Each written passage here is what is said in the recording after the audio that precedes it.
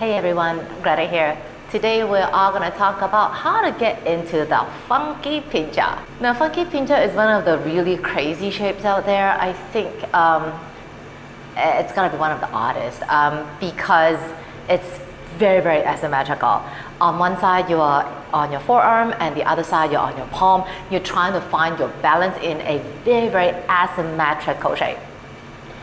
So today we are going to check out how it's done. So since this is more on the funky pincha, if you are wondering how to do the funky arms, I've actually done a tutorial earlier on, so I have actually attached the link of that tutorial in the description below, so feel free to click on that if you want to find out more. Honestly, this is a way more challenging variation than the regular pincha. So if you are still trying to find your balance or try to become more familiar in the regular pincha, I would strongly suggest you to, again, spend a few more moments and a bit more patience working on making your original pincha more stable before you attempt this shape. For this one, it took me quite a while to really find the balance, and I'll share with you a tip that I learned from a very experienced yoga teacher.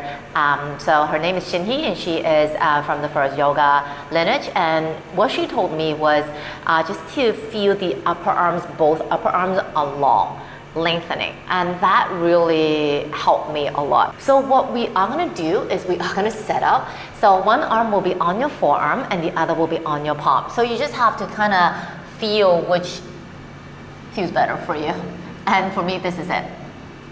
Now, a lot of people, when they attempt the pincha, they feel extremely lopsided. They feel they couldn't kick up.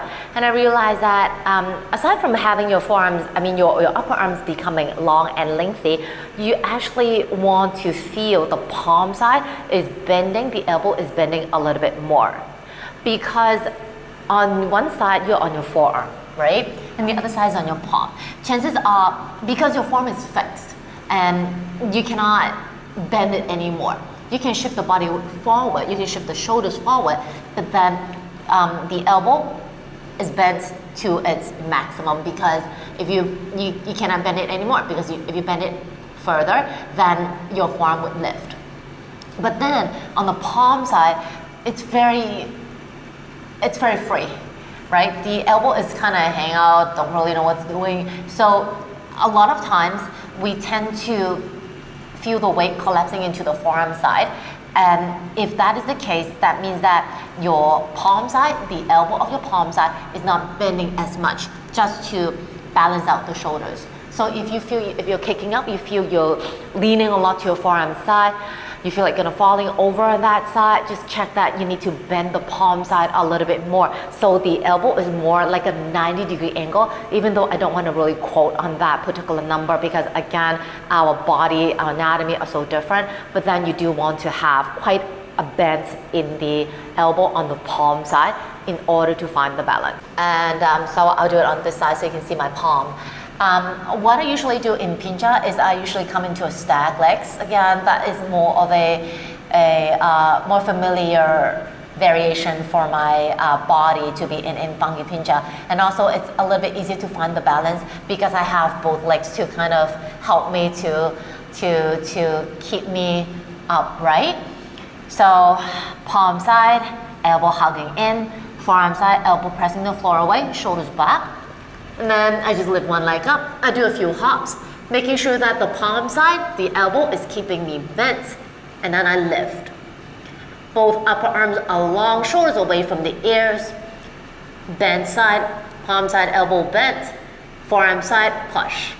Another way to help is the forearm side, elbow directly vertically push that away, just to give you a bit more length and space.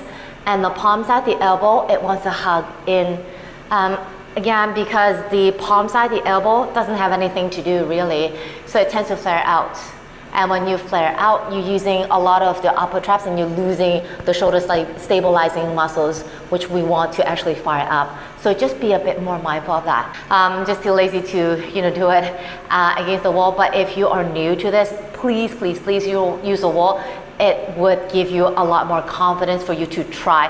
And because you do need a bit of a back bend to get into it, again, simply because of the base, the structure of the base is so odd that it's really, really hard. I don't think you can actually do it with it when it's upright. Like, you not do it in a straight line, so there needs to be a bit of a curve in your spine. So just be mindful of that. Another gentle reminder when you're kicking up into this inversion, again, focus on the base. If your base is strong, if your base is solid, then the kicking apart will be a lot more accessible. Try not to let the focus shift to your legs. Don't let your lower body override the base. Another very important point that I forgot to mention, I don't know why, is the position. So yeah, I forgot to mention, I didn't mention is because the positioning is just similar, actually exactly the same as in the funky plank. Anyways, I'm just gonna do a quick recap. A lot of people, what I do is I have my wrist aligning to my elbow, aligning to my shoulder on the forearm side. Some people like to have the forearm on an angle. To them, it feels it's easier to balance. Again, I think it's more of a personal choice. However, just make sure that whichever or however you place your forearm, you need to know for sure that the strength and the effort is coming from originating from your side ribs and not right here. All right, these guys right here, they help you to stabilize the shoulders. These guys right here, they help you to pull the shoulders up, which we don't really want in this inversion. Okay, so hope it's helpful. I'm actually hosting a little mini class on this sometime in July. I don't know which week, but I'm scheduling in July. So if you want to know more details, follow my IG, follow my Facebook, drop me a message there, and I'll get back to you ASAP. So yeah, and that goes for all the other classes I teach online and in person. If you want to practice with me, again, go there, follow, DM me, and I'll get back to you as soon as I possibly can. Hope it's helpful. Do share, like, and subscribe to my channel, and I'll see you again soon. Take it easy.